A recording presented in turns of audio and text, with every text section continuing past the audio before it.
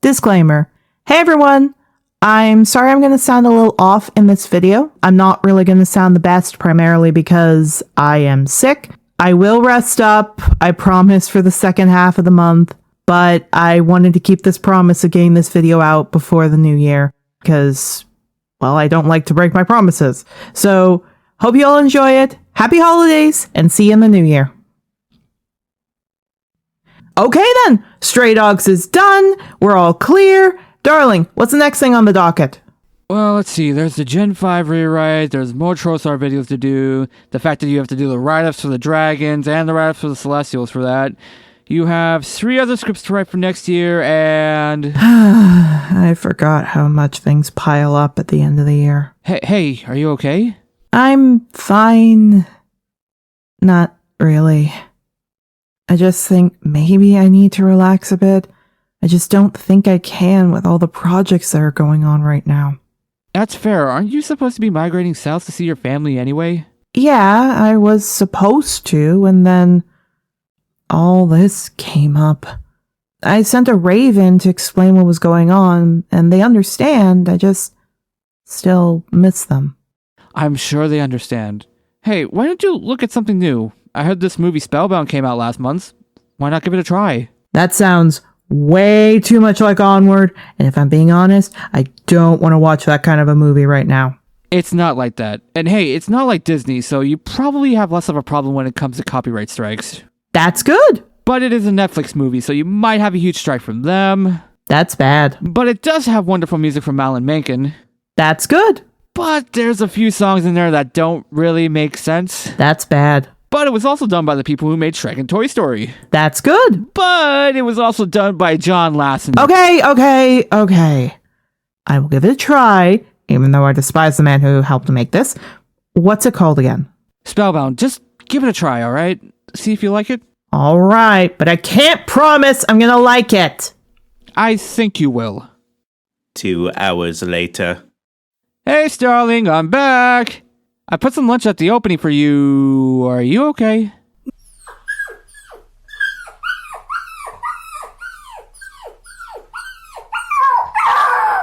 No, it was... Hey, whoa. What's going on? I've never seen you cry at a movie before. Was it really that bad? It was... Was what? It was perfect!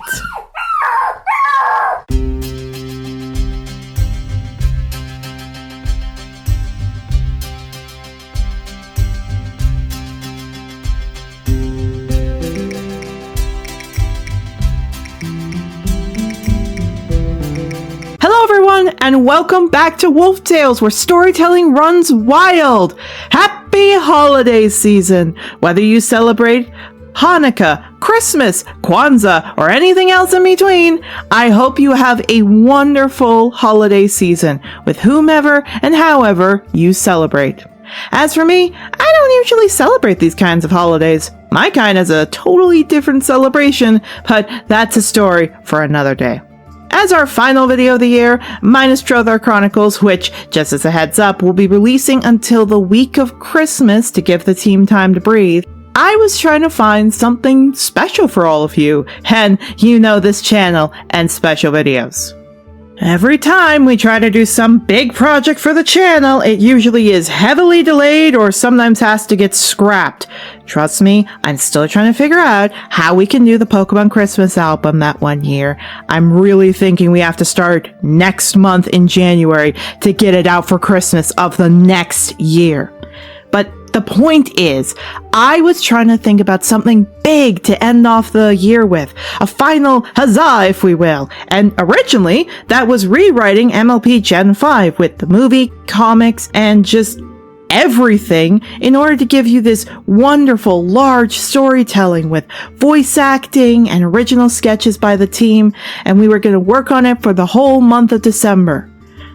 But while my team was getting sketches done, and we were all prepared to start working on it, I saw a strange animatic that came into my view with a beautiful singing voice and wonderfully made lyrics. The animatic seemed to be about this dog looking for its friend, and while that was an interesting story, the audio absolutely captured my attention. So I wanted to figure out where this audio came from, and once I did, decided to sit down with my partner, Tavern Cat Records, and basically try to watch this movie to see what it was about, and eventually we ended up watching on a date a strange movie called Spellbound. The animation at first glance looked like a mixture of very detailed but absolutely weird in some of the setup for creatures, and that's not a bad thing. It's just strange. Most of the time when these fresh out of the gate animation companies releases something, it ends up being pretty bad. Rarely do we get something like Arcane. In the case of Arcane, Fortier Productions had a huge advantage of working with Riot Games on smaller animations for League of Legends, and basically built themselves up with the lore of the game to make what they made in Arcane more approachable and well-defined. So to hear this strange group called Skydance Animations, the people who, by the way, their only other claim to fame is luck, take that as you will, it really was not looking good for this movie. But as soon as I turned it on and watched the whole thing, I, to my utter surprise, found that this movie that came out of nowhere from a production company that made a pretty terrible previous movie and looked dumb as all heck, was one of the sweetest, well-meaning, mature, and brilliant pieces I have seen in a long time. It almost goes up there, I'm not gonna lie, with Wild Robot as one of my favorite for 2024, but I'm not gonna lie, Wild Robot was 1,000 times better. I am not even gonna try to compare those. By the way, I know it's probably gonna be irrelevant come 2025, but if people are interested, I would not mind looking over and reviewing the Wild Robot in the coming year. So, after watching Spellbound, I wanted to take a look at what everyone else thought, and just like Stray Dogs, I was in the minority, which I swear by the Fang does not usually happen. Most people, when they watched it, said it was boring and lazy and unimaginative, and even one guy said it was even worse than Wish, which, if I'm being honest, I completely disagree with. The music and story alone is 1,000 times better than what we saw in Wish. And I'm gonna be very serious. At least this movie knows how to rhyme its lyrics and is far more appealing. The way it was before has been stuck in my head for the entire time I've been making this video. And while I do understand people might not like it for one particular thing we're gonna get to very soon, I don't agree that this movie is terrible. So, I let my team know we were hitting pause on the MLP Gen 5 rewrite, and we were going to mad dash to get this done, which don't worry, it is coming. I just wanted to do this one first. Speaking of the team, I just want to take a moment to thank every last one of the team members who helped push this video out and get it done on time, working tirelessly to get every last piece done. Nix Mix did the title card. Yes, the title card you see for the video in just 2 days. Let me make this clear. That beautifully done title card was done in 2 days. And she worked tirelessly to get the vectors done in time. It was absolutely amazing, and I am astounded by the work she did. She did an unbelievably amazing job, and I just am so proud of her. Churgo II and Tavern Cat Records both worked on getting the audio sounding crisp and clear and helped out getting all the flubs out of the way, which I will say, because of my dyslexia, makes that a difficult job, and they did a perfect job on it. And finally, Volks, or Volks in the Box, helped edit the script and decipher all of it during the whole speech-to-text system that adds a few sounds that aren't the best, if we will. So, again, a huge thanks to him and all the hard work he did, using his own Rosetta Stone, if we will, to try and figure out what I was trying to say.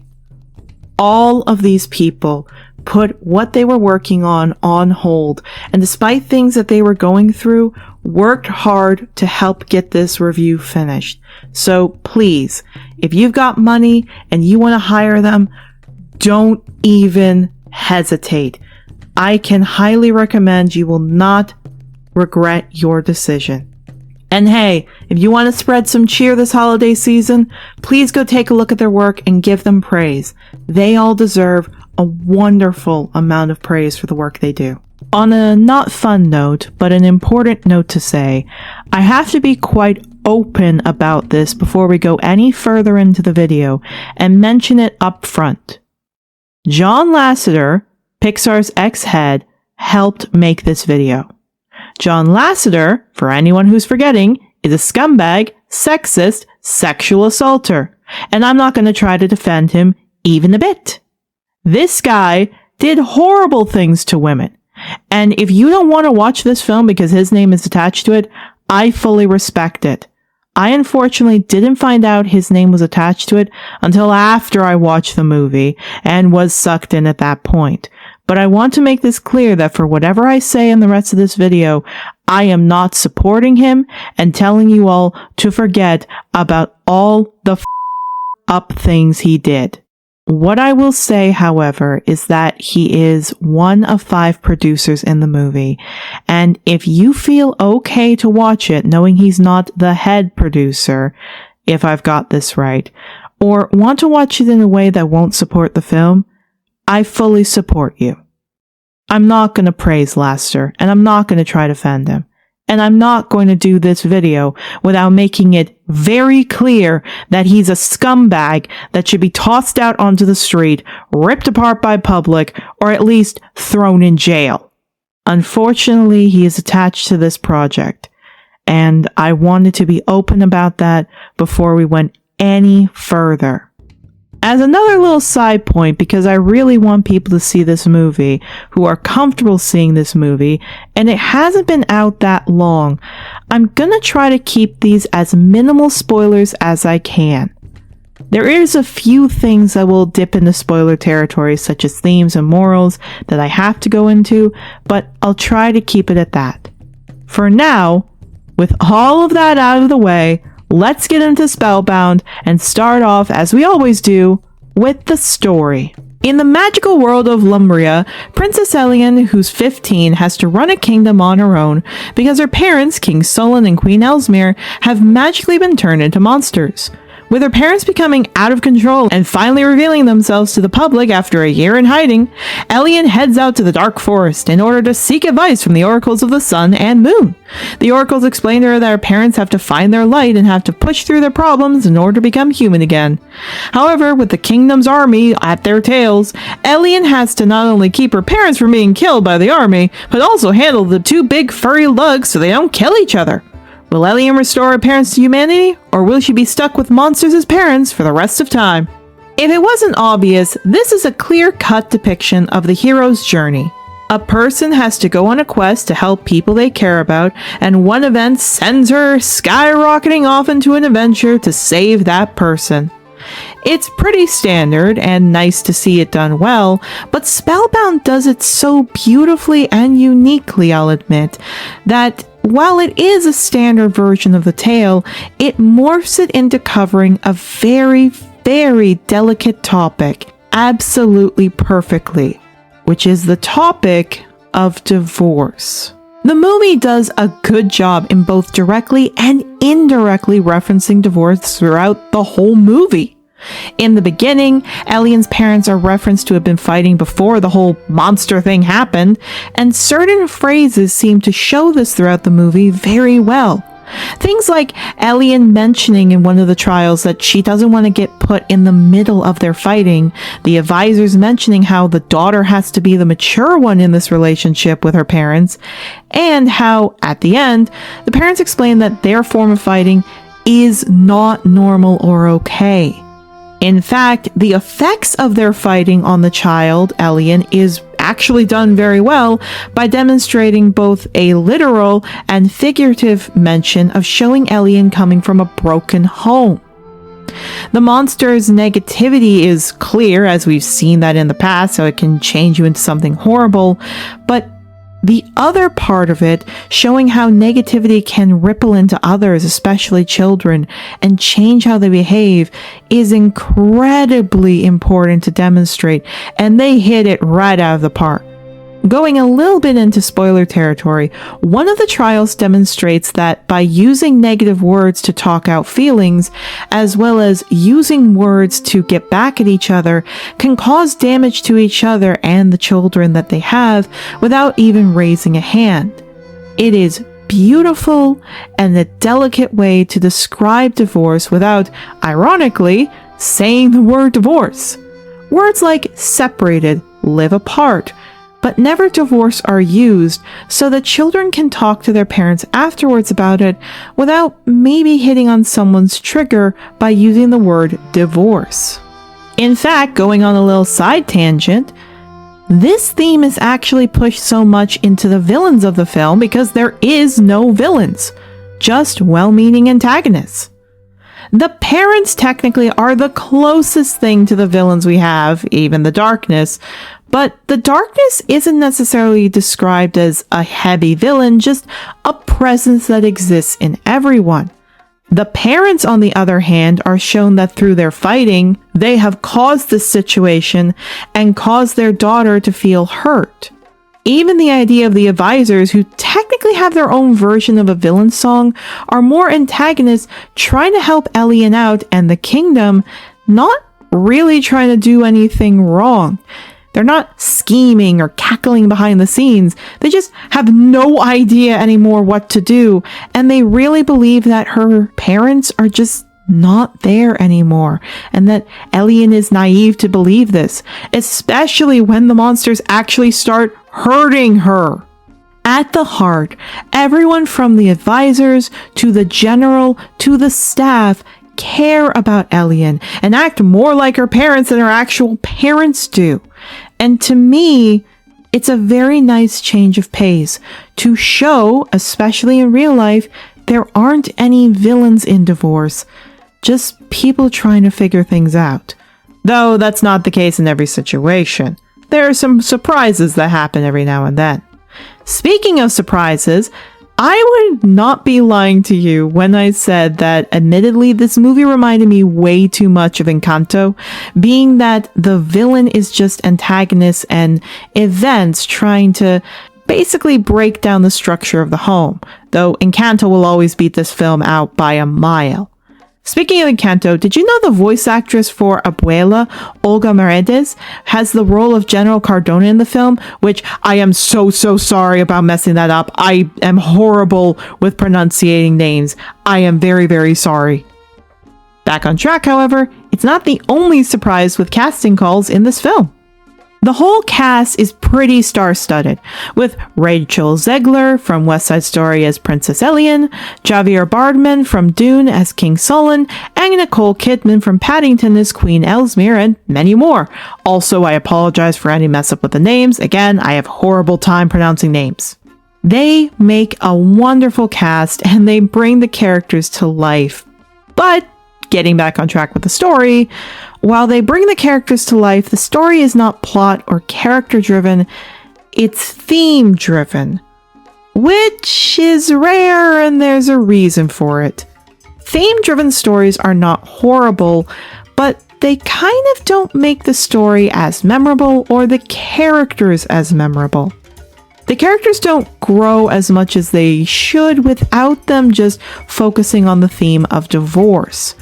And overall, just accepting that change has to happen and empathy with one another. Again, it's not a bad thing, it's just an unusual storytelling method that kind of is confusing if I'm being honest. We don't really get to know a lot of the characters, and that makes them a little less memorable, as I said. We know the advisors a bit more because they're the main NPCs, if we will, of this film. But we just really know that they care about Elian and they want things back the way they were.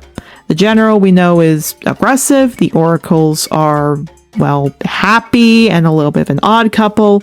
And of course we know about Elian and the king and queen because they're the focus of the film. However, that doesn't necessarily mean that I know tons about these three. and they're developed to fit well into the world with the film and the theme, as I said, but not too memorable that years from now I'll remember Elian. This is kind of shown a little bit clearer when it comes to the ending of the film, with one particular scene that wraps up one of the conflict issues. Without going into details because it's a spoiler, it basically is the issue a lot of people had with Game of Thrones and the distance between the North and King's Landing. If you know, you know, but that's all I'm gonna say. The ending is wrapped up a little bit too coincidentally and not well defined. Plus, I really just think they did all the effort into I could get used to this for diversity and getting a lot of different characters in, and just wanted to put them in for more time to not waste the animation budget. And I really think it was just clunky and was thrown in for, well, killing time. Not really well developed. This, I honestly think, is one of the clear issues that makes this movie not really branch out as much as it should and make people love it as much as you would hope. But the other thing I think it is the world building, which, if I'm being honest, isn't as well done as it should be. The world building, while it definitely falls flat, as I said with the story, is not the focus of the movie, which makes sense because the family is supposed to be. Much like what happened in Raya, there is tons of different mythological creatures and hybrid beasts like rat birds that are just there, and we are told no explanation about why they're there. We are given no understanding, for example, of why there's an oracle of the sun and moon, and we're not really told exactly how the kingdom works and how the world works. It's just kind of separated from anything else in the world, and the idea is to try and, I think, make this world be a stepping stone so they can set up different sequels for later on, which I feel not the greatest about if that's what they were going for. We have to accept a lot about just how this world works without any real explanation, such as the fact that there are rhino sheep or oracles that just exist, or the fact the darkness looks like a swirling yarn tornado. While fantasy does have some aspects of basically letting things go, it has to have some kind of a reason to set it up in the world, and the audience has to understand it to make the world memorable. Again, however, with this kept to the side, the themes of divorce and how it can affect children are spot on, and I think it was less they wanted to make a fantasy world with the theme of divorce in it, and instead make a movie helping children get through the concept of divorce in a fun fantasy way. Plus, and I can't believe as a writer I am saying this, if they had to take money out of other departments to allow Alan Menken to make the music for this, I'm kind of all for that. Spellbound's music is absolutely brilliant. It's a pièce de résistance for the film, and if I'm gonna be quite honest, I really think there are themes, or at least sound motifs, that came in from The Little Mermaid in here. I know it sounds strange, but certain parts, especially for the instrumentals, and in some of the songs, you can hear some of the songs from Little Mermaid coming in there, which isn't a bad thing. I would much rather have this than having the pop or club-like sound that other movies have had recently any other day of the year. It sounds beautifully composed. The lyrics have wonderful rhyming schemes with impactful lyrics, and if I'm being honest, I really can't think of a reason why any of the songs shouldn't be there, except for maybe one. And if I'm going to go into them, because really these are the things I think everyone should take a look at, if not the movie, then at least the music. We're going to have to go a little bit into the spoiler territory, but I'll try to just make it do a brief summary and give a quick thoughts on the music. Starting off with the opening, we get a nice musical number called My Parents Are Monsters. If you knew nothing about this movie beforehand, which I'm amazed if you didn't, the song is actually a good tongue-in-cheek surprise song, because it plays on the idea that teenagers think their parents are horrible, and it has a good reveal that they are the literal monsters, not the figurative monsters. I don't know if it's just me, but I kind of find it funny to play on that idea considering Elian is turning 15 in the movie and is the perfect age to rebel against her parents. I'd say I'd give this a 4 out of 5 for its catchy opening, lovely sound, but a little redundant when the king and queen we know are monsters going into this movie, and it makes it kind of pointless. But it's not a bad song, and I still find myself humming every now and then. It's just a little redundant. After this comes a more antagonistic song called Step by Step. And I say antagonistic and not villain because they're not really villains. Nazara and Bolner act as a pseudo-mom, pseudo-dad, and their reasons for wanting the monsters/parents out is valid. So this song that depicts them a little bit more like villains is not the best, and it's strange. It feels a bit too forced compared to the other songs in the movie, but it's great to see their motivations, and both singers are wonderful. It just has less of a purpose here, and it gets a 3 out of 5.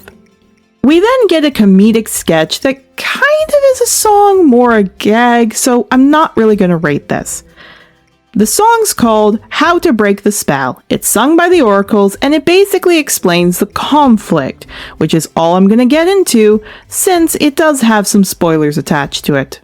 Next up is the beautiful Way It Was Before. Especially the credit version, I have to say, is my favorite and gets a 5 out of 5. But the movie version is still beautiful. It's got the most heart in it, if I'm being honest. And I think I dare even say the most effort compared to all the songs in the movie. Miss Selger sings it so well like a nightingale, though very clearly she sounds a bit older than a 15-year-old, but that's understandable. She really does make it so clear how vulnerable Elian feels, and how she's trying to help her parents and run the kingdom at the same time can be so stressful for her. It's a perfect example of the I Want song, yet it has a twist to it, showing not only the I Want song, but a I want things to go back to the way they were song, which is actually kind of nice instead of wanting something new. It shows how vulnerable she is, and it's so wonderfully done. It's a 5 out of 5 for me. Look for the Light is a fun kind of song that comes next up, and it's our Hakuna Matata, if we will. It's fun, a little bouncy, and it explains where she needs to go with the oracles taking the lead, but with Elian coming in at the end. The oracles are really fun in the movie, by the way, and very clearly are gay-coded. I'm sorry, that's an old married couple in the forest, and I love it. I don't know if they'll ever officially say they're gay, and maybe they're gonna try saying they're brothers, but let's just say if you know, you know. I rate this song probably a 4 out of 5 because it's catchy and hopeful and a good quest song without sounding too out of place and annoying.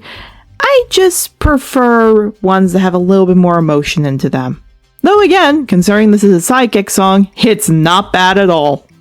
Remembering is a song that does have a few spoilers in it, but I'm afraid I have to drop down to a 2 out of 5.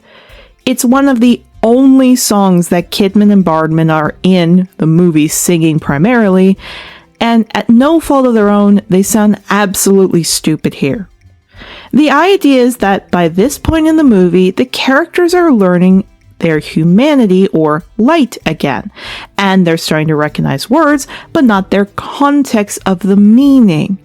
So, for example, they're calling stars blink lights, and they're calling memories pictures in my brain, which just sounds weird coming from Kidman and Bardman to sing. Eventually they get better, trust me when I say that the monster talking improves tremendously, but for right now they're singing a song that sounds like it's for 6 and under kids, not for a 10 to 12-year-old range. However, both of them sing this song very well with what they've got, and the instrumental is wonderful. I don't fault them for it. It's a wonderfully sang song, given everything we know. It's just so weird hearing proud beans and wet eyes. Following up from that song, we get one that gets an equal score of 2 out of 5 for me, and that's I Could Get Used to This, which is the most meaningless song in the movie in my opinion, but the problem is I can't talk about it too much because it has a giant spoiler in it. So let me try to explain this vaguely. 2 characters in the film magically switch bodies.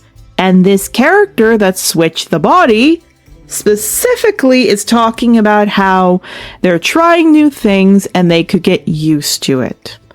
It sounds a lot like What Else Can I Do from Encanto with Isabella, but unlike that song, it doesn't really have a purpose for existing. So it just sounds flat.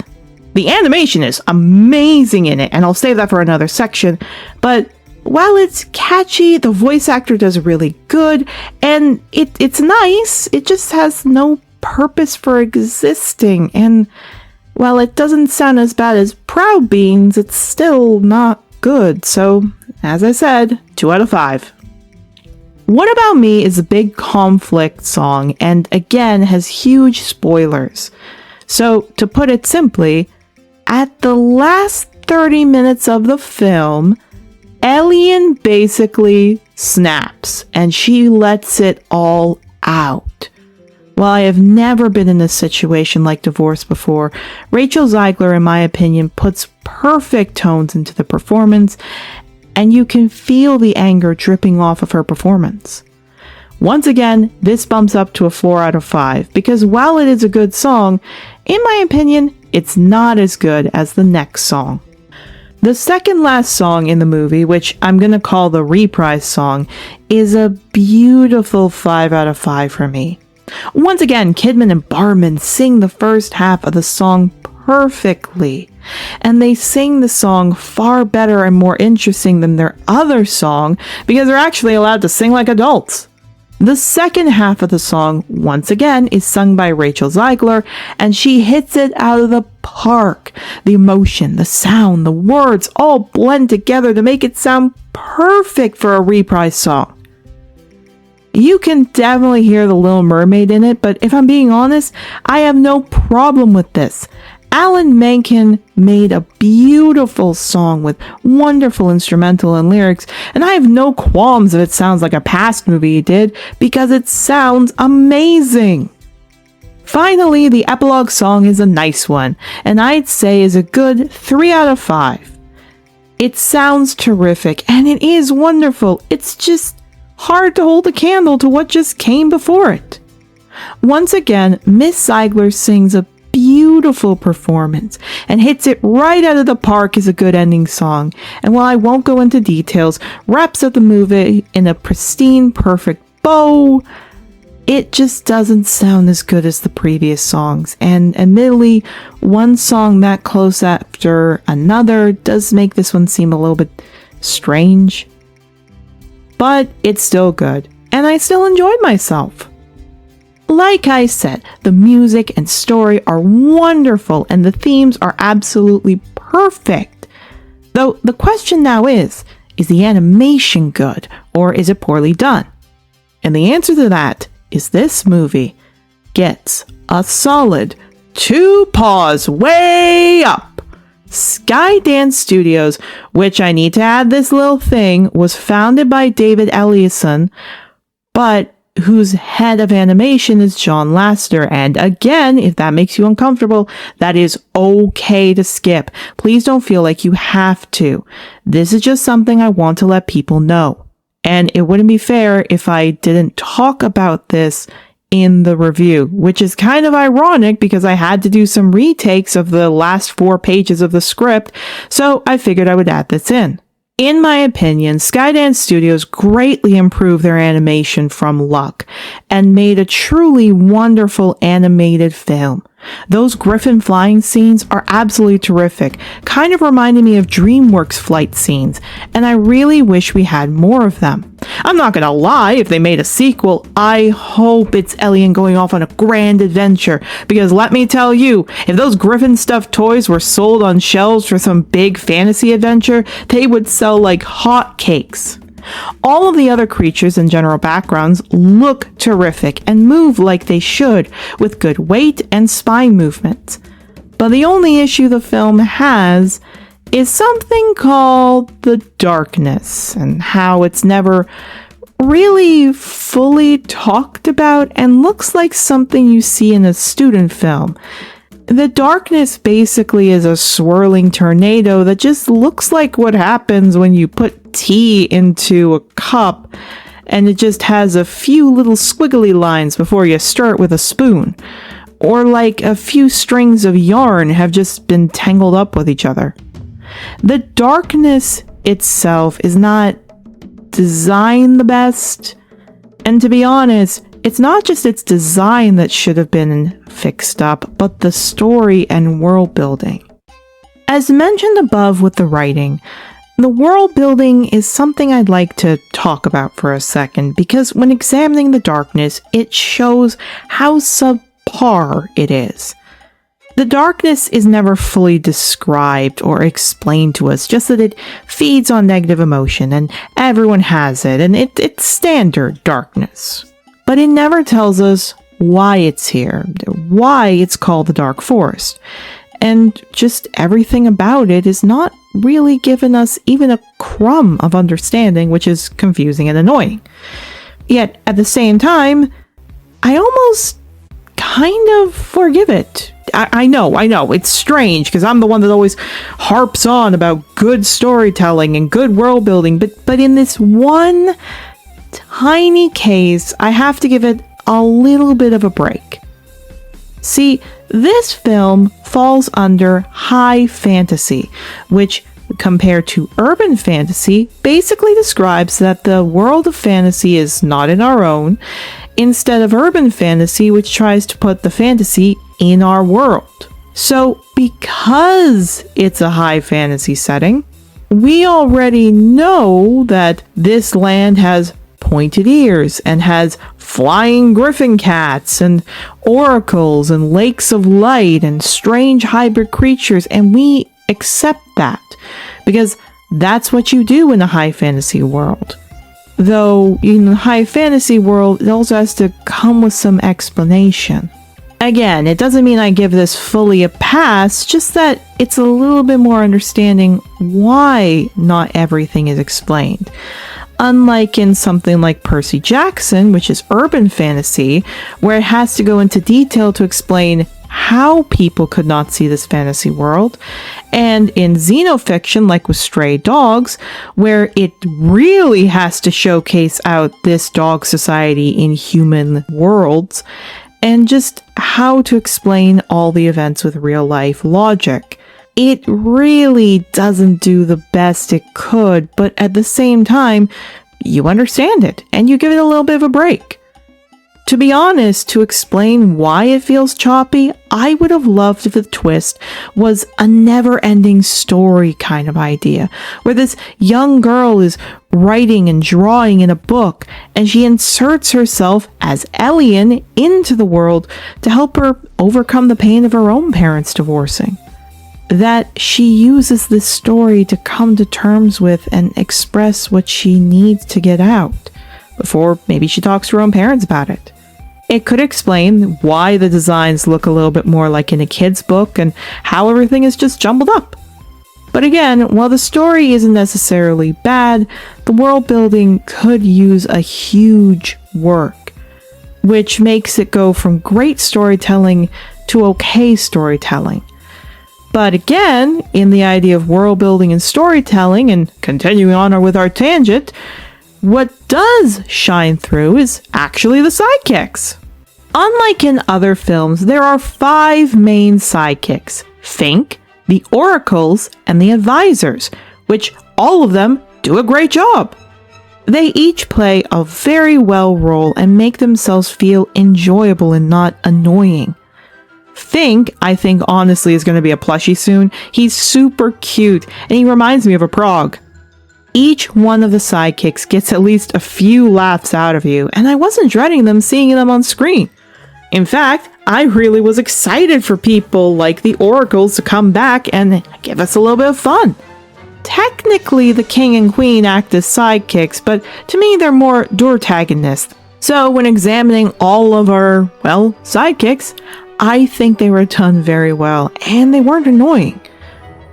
And going back onto what led this tangent off in the first place, while the darkness was animated weird, the King and Queen are animated beautifully. Hey, I may ramble, but I at least try to get back on point.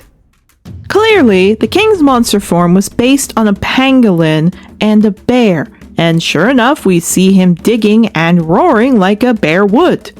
Those claws are a perfect one for pangolins and bears, as I said, and of course, with the wagging his tail and panting and squeaky toys, it seems like dog was thrown in there too. This matches perfectly with the Queen's basis, which looks to be dragonfly mixed with frog, which makes sense considering the whole little wings buzzing and tongue shooting out for frog, and of course attracted to light and arching her back. Besides the fact that the monsters look unique, if I'm being honest, I really like these ideas because it plays off the idea of people fighting like cats and dogs, and to me, that makes it really appealing. Of course, you want your creatures to exhibit things in real life so that the audience can connect with it, but these combinations are perfect on not only a recognizable trait, but a literary trait too. Adding into the idea of them fighting and also just trying to balance out the living arrangements really and truly make it wonderful to see and puts an emphasis on what Elian has had to deal with all this time and really makes your heart break when it doesn't work out for her in the end. Spellbound really tugs at your heartstrings and makes you feel for Elian, seeing everything she has to put up with on a daily basis. The damage to her house, the lack of time with her friends, having to grow up too fast, and just what a chaotic environment like this can do to a child. I know I said I was going to go spoiler-free, but I just have to go into this a bit, because the climax where her parents realize that they can't be the normal family they had before and they have to be separated, and just seeing Elian hear this is gut-wrenching. The entire movie, you feel for Elian, and all you want is for her just to smile at the end of the movie, to keep that optimism, to keep that innocence, and when it comes crashing down, your heart just hurts so much. Not only did it make me feel for Elian, but it really made me wonder if this is how people who go through divorce, especially as children, feel. Elian's whole story with the development of her and her parents get big praises by me, though I will say it's still dumb to hear Nicole Kidman and Javier Bardem saying proud beans and wet eyes, and John Lasseter can go shove a metal pole down his throat considering what he's done. It was nice to see this develop and treated with respect. It was no Watership Down in level of character development, but maybe that's not a bad thing. Maybe it doesn't need to be a huge section of the story, and maybe just a small development like that can still make you smile wide. Again, I want to go into so much more detail with this film and talk about everything, but I want you all to experience it yourselves. And to be honest, I really think if I keep going, I'm gonna blab about something I shouldn't. So why don't we wrap this up with the final thoughts? Do I think that Spellbound is going to win any awards at the Golden Globes or Oscars? No. Do I think it's going to be an incredibly well-written piece in animation history lore like Prince of Egypt, How to Train Your Dragon, or Frozen? No. Do I think it'll be a treasured story for years to come for people who are overcoming something? Maybe. I think this movie is perfect for today's audience to have hard discussions about different family structures and divorce. As it says in the movie, not every family grows in a straight line, and it's important in my mind to make sure kids hear these kinds of tales. I don't care who says this isn't for a child. Kids go through divorce, grief, and things like this daily, and it's better to prepare them than not. I think it could help with things like children in neglect cases thinking it's their fault, children in divorce cases because obviously, or maybe even just people with emotional problems. I don't think it'll be the next Little Mermaid. By far it won't. But maybe it'll be the next Tarzan, an animated movie that won't get as much recognition as others, but still make an impact with beautiful animation and terrific songs. Heck, if we want to bunch up on an idea I just said, this is actually really good on allowing kids with anger management issues to talk out their feelings and express themselves without getting aggressive or violent. Yes, the animation has its problems, and again, John Lasseter is a big part of this film, and you can, for sure, skip it because of this. There's nothing wrong with that. But for those curious like me, who want to give the film a chance, take a ride on having a miraculous monster adventure with Spellbound. And that's it, everyone. I know this came out a lot later than I'd like. Again, things happen. Check the community tab about what's been going on lately if you haven't yet. But it's the holidays, and if I'm being honest, this girl is really run down. Videos will begin again in February, and I have something in mind for it, but I think I want to give myself a few weeks. I might change my mind and produce some smaller Wolf Tale videos in January, but at least for the next 3 weeks, I think I just want to give myself some time to breathe and feel a little less overworked. Again, I love Wolf Tales, but compared to Trothar, these videos take a lot more work considering I do all the video editing and script writing and voicing. So while I do hate to say this, I'm going to give myself a few weeks just to breathe and hopefully recharge a little bit to get into Wolf Tales. But I want to thank all of you, those in Trothar, those with Wolf Tales, and especially those who watch both.